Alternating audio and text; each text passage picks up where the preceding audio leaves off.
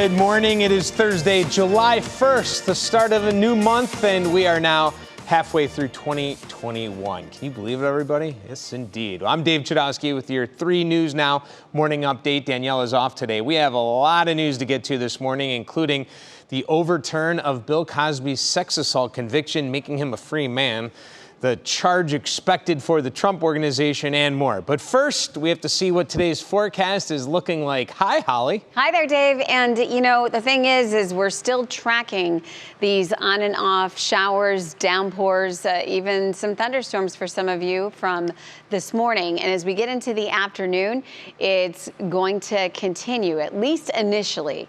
And then we'll start to see some drier weather heading into this evening. In fact, that works out perfectly, too, because we've got the Indians playing at 7:10, so, you know, should be dry. And then overnight lows will be cooler. So as we start off and get into your Friday, we're looking at 50s to around 60. This is when you're really going to notice the change in humidity is tomorrow. It's still really stuffy for the rest of today. Spotty shower chances tomorrow with temperatures on the cooler side. And then once we get through Friday and into Saturday, it's looking like we are good to go because we'll have those leftover showers into tomorrow and then a lot of clear skies as we push ahead into the 4th of July weekend. So hello to July 1st, and those rain chances will continue. Still very muggy today, a high of 76. Tomorrow's highs will be cooler. It will be less humid. We still have those spotty showers around, 72. Saturday, partly cloudy skies. Looks like a lovely day for you with upper 70s. Then on the 4th itself, we're in the 80s, partly to mostly sunny. Gets real hot into next week, Dave. We'll be close to 90 with isolated storm chances. Said from day one, we just didn't think he was treated fairly, and that the system has to be fair. And fortunately, the Supreme Court agreed with us. Well, this morning, Bill Cosby is a free man. The comedian was released from prison when the Pennsylvania Supreme Court decided to vacate his convictions on assault charges. Cosby was convicted of assaulting only one woman, but his prosecution was a key moment in the Me Too movement as dozens of women came forward with similar accusations. Cosby has denied all allegations of wrongdoing. Local survivor advocates are reacting to Cosby's release. We spoke with the leader of the Cleveland Rape Crisis Center, who told us she hopes this decision will not discourage sexual assault victims from coming forward. How we respond to the situation of today can impact survivors. If survivors hear that, yes, it was a technicality, but it didn't change the testimony and the belief of that survivor in that moment, and that we believe them, then that survivor who's on the fence may still go forward because they have that type of support behind them. In more celebrity legal news this morning, a judge struck down a request by singer Britney Spears to have her father removed from her conservatorship. However, the judge did not roll out any future petitions, meaning the singer can go back to court and try again.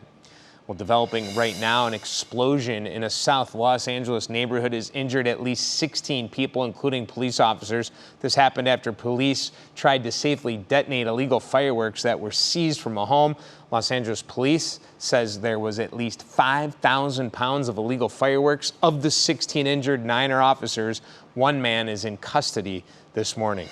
Also developing this morning, the Trump Organization and its longtime financial chief have been indicted by a grand jury in Manhattan. Formal charges will stay sealed until this afternoon. The Washington Post reports financial chief Alan Weisselberg is expected to surrender this morning. The accusations reportedly center around allegations of Weisselberg and other Trump Organization executives receiving benefits without properly reporting them on tax returns.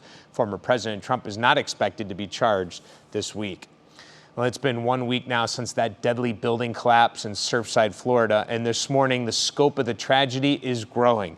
The fire chief conveyed new information Wednesday, giving insight on the force of the impact when the condominium building fell. He says there are several floors now in a space about 12 feet. Miami-Dade County Mayor announcing 6 more bodies have been recovered, bringing the total number of confirmed dead to 18, 2 of them children. 145 people remain unaccounted for this morning.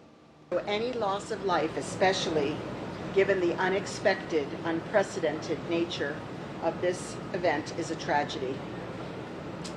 But the loss of our children is too great to bear. And there was word last night that the national agency created after 9/11 to lead investigations into building failures is conducting an inquiry into the condo collapse. Today, President Biden will make his way to the scene.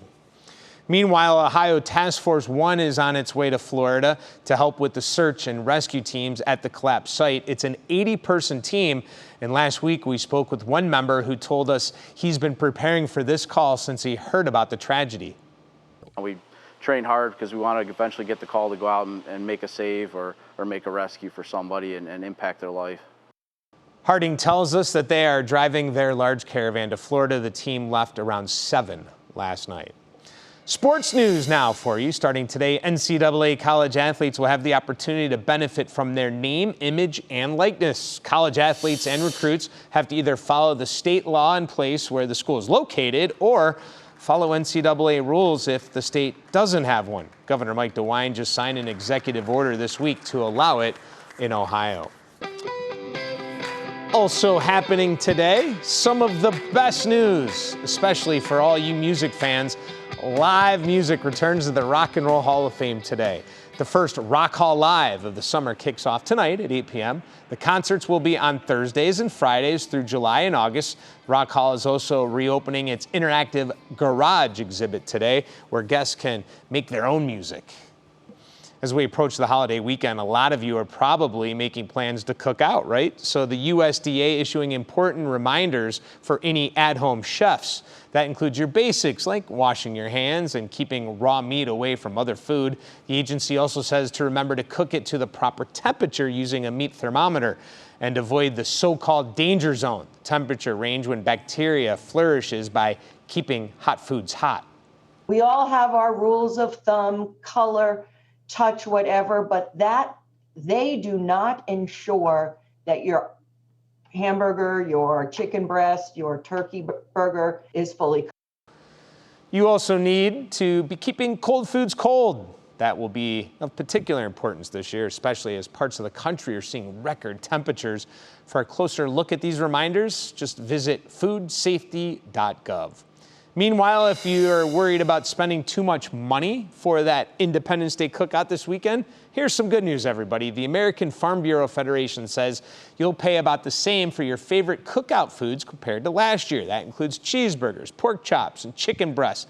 The news comes despite the rising costs of meat and other grocery items. And as we heard from Holly, it looks like it's going to be a great weekend, so I hope you enjoy it. Get out there and have all those cookouts and eat all that good food, family and friends. It's going to be a great weekend. I want to thank you for taking time, for joining me on this 3 News Now morning update. Make sure to continue to check our social media pages and the WKYC app throughout the day. I'm Dave Chudowsky and the Go Team. We will see you all again on Friday morning, starting at 4:30 a.m. here on Go. Have a great day, everybody.